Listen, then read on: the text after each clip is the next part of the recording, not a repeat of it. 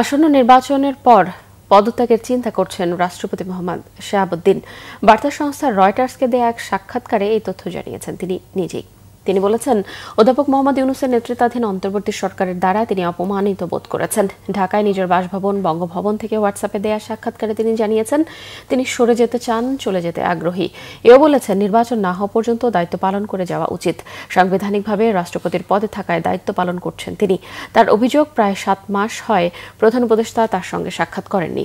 তার গণসংযোগ বিভাগ থেকে নিয়ে নেওয়া হয়েছে। বিশ্বের বিভিন্ন দেশে বাংলাদেশের দূতাবাস থেকে তার ছবি সরিয়ে নেওয়া হয়েছে। সকল কনসুলেট, দূতাবাস ও হাইকমিশনে রাষ্ট্রপতির প্রতিকৃতির ছবি ছিল।